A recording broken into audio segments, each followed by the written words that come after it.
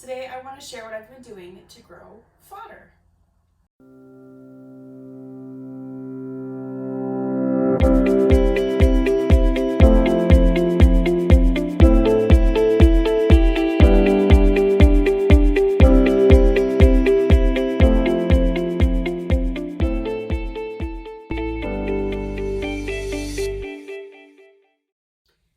I have Amy Fuel's chicken handbook. I can link it below. And she recommends growing fodder for your chickens. She gives you some good step-by-step instructions. And I thought I would just go ahead and do a spin on that with some of the things that we had in our house that I thought might sprout that we kind of had in bulk. So I used millet, wheat, and flax, and it's a food grade millet. There's a couple different kinds, but it grew, but not great. So a couple things I did that I will have to change next time. The farmer across the road is stacking up hay, so you might hear the tractor. But it did grow. The wheat grew.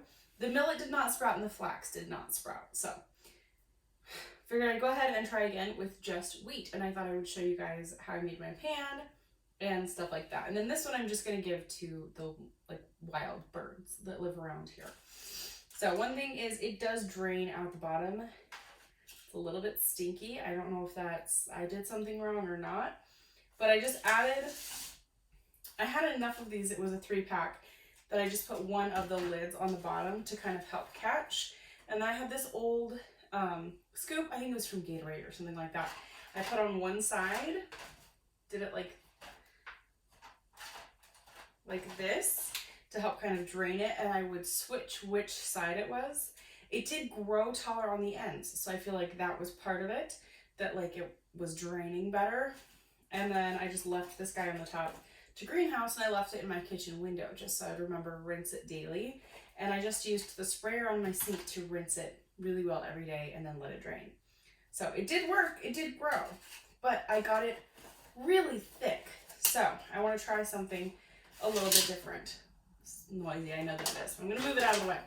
So for that one, I used a full cup of seed. I used a 1/4 cup millet, a 1/4 cup flax, and a 1/2 cup of wheat. So this time I'm just gonna go with a 1/2 cup of wheat. And to start the process, you wanna go ahead and just soak it overnight. For wheat, you wanna make sure that it is not irradiated. That will hamper some of your growth. So I just picked this up at a bulk store. Same with my millet, and the flax I actually just bought in a bulk bag at my normal grocery store.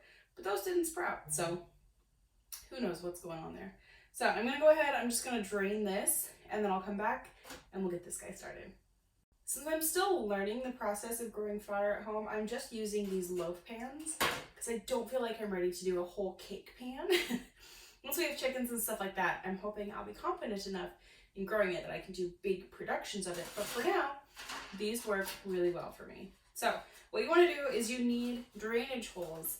The first time I used a meat thermometer, if I'm being completely honest with you, I couldn't find anything really in the kitchen that was great, that was going to poke holes through the aluminum, that wasn't like my kitchen knife. I didn't want to dull those. So I just used a meat thermometer, and it did work. It drained. But this time I figured we'll use a different kind of tool. So I just have a Phillips head, a screwdriver, and I'm just going to go ahead and poke a ton of holes in the bottom here.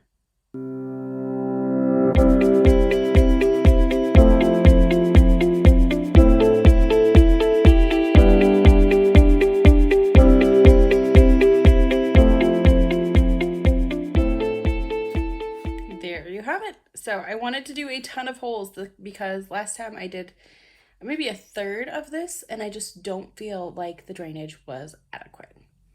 So we've got all of these holes. We're just gonna go ahead and dump these guys in. It's pretty easy, and this is gonna be loud, I guess. You want to soak them overnight with just some dechlorinated water. So if you're on city water and you have chlorinated water, you may just want to get a jug, or if you have a filter where you can filter the water, that kind of thing. You just want to make sure that they're getting good, clean water. Once you've gotten them all out of your jar and into your little growing pan, go ahead and spread them out into a thin, even layer.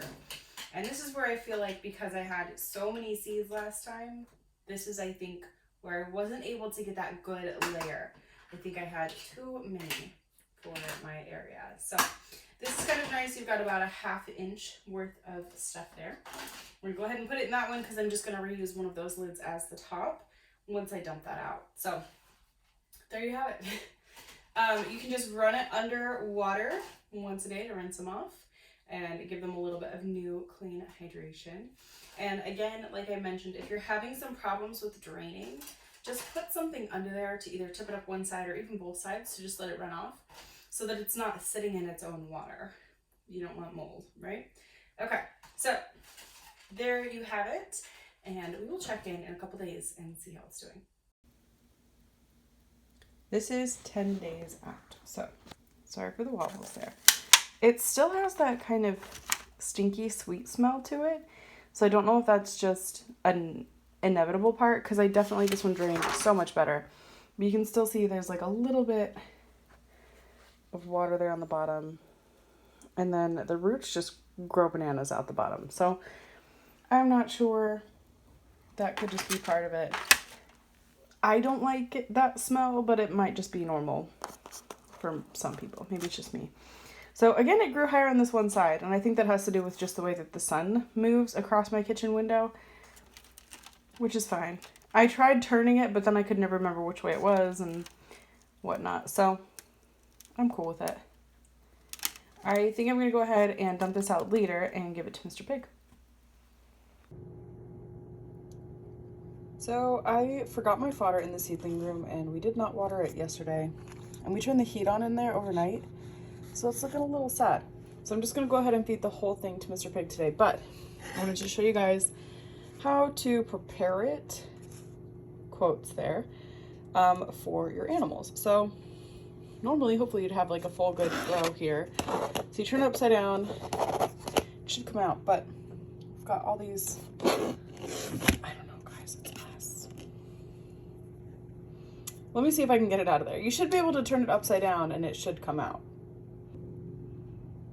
Okay, so after lots of shaking, dislodging lots of little wheat berries here, I found that this I'm just gonna have to pull apart, pull it out of there.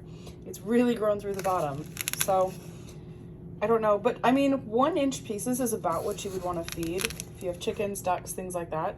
So it's really, you know, it's a good little portion system. This one maybe you cut, but I think this is going to work pretty well actually. And I can just give him all these little stringies. And then I'm going to go ahead and give a hunk to the wild birds next to the bird feeder. They loved it last time. So there you have it. This worked really well, and I would highly recommend it. Super easy. So I just mixed about 3/4 of that pan in with his food, and let's see if he likes it. Super windy, but I mean, he's enjoying his breakfast. I think the regular amount. So we have lots of bird feeders. This is probably our most popular one. And there's this pot under here that's been under here since before we moved in. And it looks like there is wheat in their bird food, which is kind of crazy. So I'm just gonna go ahead, pop these guys in here. That's what I did the last time, and they ate it right up. So hopefully they enjoy.